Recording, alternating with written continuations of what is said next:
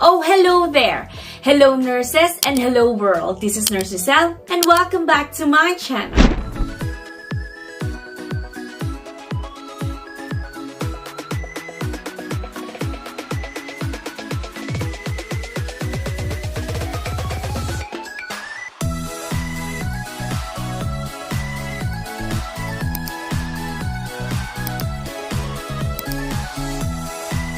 This video is solely for demonstration purposes only, as interpreted by the actor based on her understanding of the specific skill with reference to the Royal Marsden 10th edition.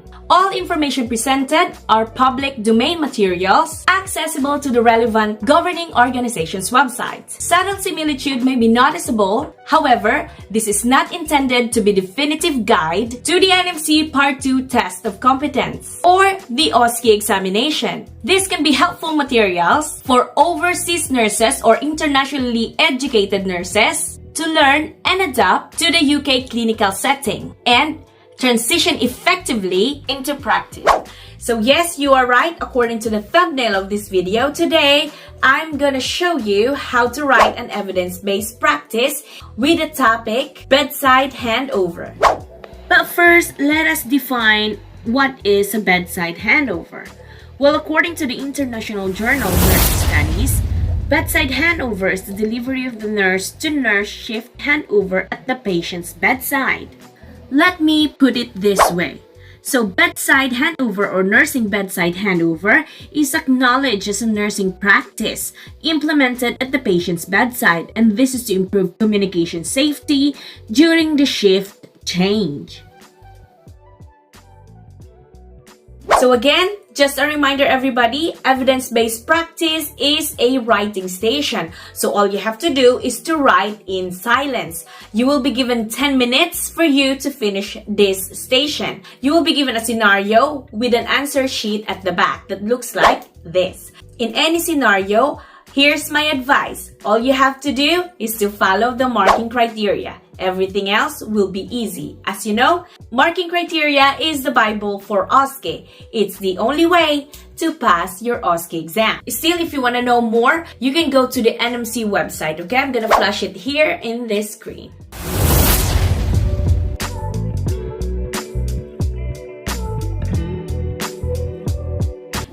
You will be given a scenario in which there is a registered nurse named Tanvir who is concerned about doing a handover at the patient's bedside. He thinks that he will be leaking the information which are sensitive and confidential if he does do the handover at the bedside. He's also got this opinion that probably the patient won't prefer having the bedside handover.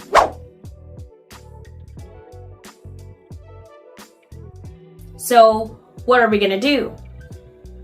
Okay, first of all, you have to read through the scenario, okay? And remember the marking criteria, okay? But before we head into it, please give this video a like and subscribe to my channel. Also, if you want to get notified just in case I post more Osce videos, then hit the notification bell. If you want an in-depth answer, please click the join button so that you will become a member, okay? Once you become a member, your question will be pop up to the top and I'll be able to see your question as soon as I can, alright? So let's start. What did I tell you about evidence-based practice? You have to learn and memorize this by heart. So how are you gonna do that despite these too many topics? Not just the evidence-based practice, but also the professional values. How are you gonna be able to learn and memorize all this in no time? Well, there's a way. All you have to do is to highlight the keywords. In doing so, you'll be able to remember everything that you need to write. You ready? Let's start. First of all, let me just show you the marking criteria regarding the bedside handover. If you want more information about the evidence-based practice, you can go on to the NMC site, nmc.org.uk. Alright, so with this, how are you going to memorize all this? Let's highlight the keywords, shall we? Okay, the scenario is more or less that there's a registered nurse named Tanvir who is concerned about handing over at the patient's bedside. So for him, it feels like he is leaking sensitive and confidential information. He also thinks that the patient also does not prefer bedside handover as well. So, what are we going to do? This is the marking criteria that we need to follow. I'm just gonna put it out there, and then we're gonna answer in a bit.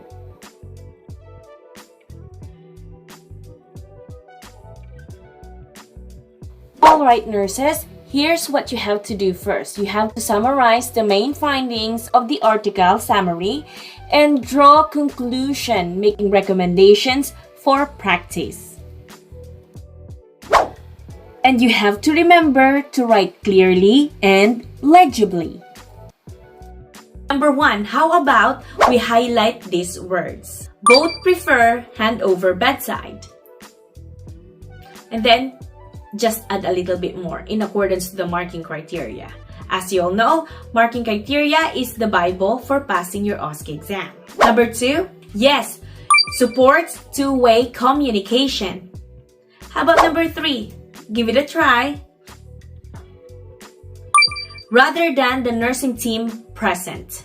Okay? Remember that word. Rather than the nursing team present.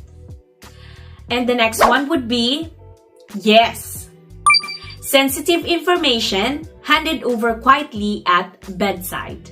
That's correct. Yes, this one's process and design of handover. So, remember these keywords because this will help you remember the answers that you're going to write in your exam in accordance to the marking criteria. So, are you ready to write your answer now? Yeah? Okay. You can pause the video. I'll give you 10 minutes and then you can just go back to the video so I'll be able to show you if what you've written is correct or right or near to the right answer. Okay? Again, disclaimer. The following answers are just my own answer. I just made this. I'm not saying that I'm right. I'm not saying these answers are right. I'm just saying that if I go to the exam, this would be my own answers. Here it is. Enjoy! You can now pause this video and start writing.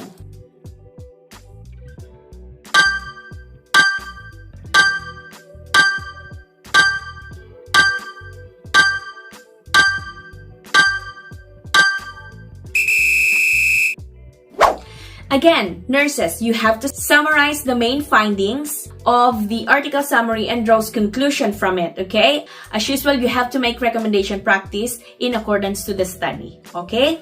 Let's try number 1. Can I hear your answer first? Yeah, that's correct. So how about, I will inform Tanvir that the evidence shows that both patient and nurses prefer handover at the bedside rather than elsewhere. How about number 2? Give it a try. Yes, I will tell Tanvir that most patients find handover at the bedside more favorable as patients feel included in their own care and it supports two-way communication. Okay, the next one. I will advise Tanvir that patients prefer to have family members, carer, or friend present during the handover with just 2 nurses rather than having the whole nursing team. Nonetheless, the nurses deem that having a family member, carer, or a friend during handover is irrelevant. Next one.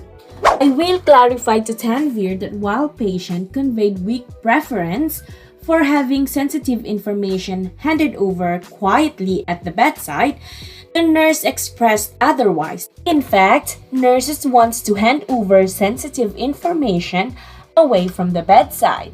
Next one would be, I will advise Tanvir that developing the process and design of the handover or the bedside handover can actually improve the implementation of this vital patient-centered safety initiative in the hospital. Okay, so where is the conclusion with that one? You could choose anything, okay? Depending on your judgment, which one do you want to be a conclusion to this research? So for me, I'll probably choose the last one. So I'll just write. In conclusion, I will advise Tanvir that process and design of bedside handover can be developed further, which will improve the implementation of this important patient-centered safety initiative in hospitals. So basically, it's just the marking criteria. The answer is the marking criteria. All you have to do is to make sure to follow it. Guys, do not copy-paste it. Okay, make sure to show that you really understand what you're doing and what you've just read in accordance to the research. In accordance to the research that you've just read. Okay? Simple? Okay, again, if you like this video, give this video a like and subscribe to my channel. Also, if you want to get notified just in case I post more Osce videos, then hit the notification bell right over there. This has been nurseniezl. See you on the next one. Bye!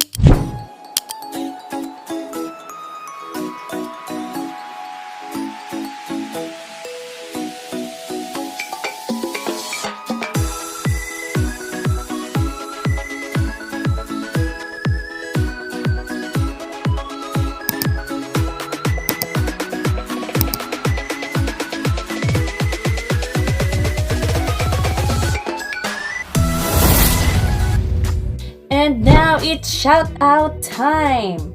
I would like to give a shout out to Manolimbo359. Good luck on your exam today. And another shout out to at Abagoldi. Welcome to the team. We've got another one, Ali Franklin Naimeka. Welcome to the team as well. And for the last one, we have got at Coco Loves Amber. Welcome.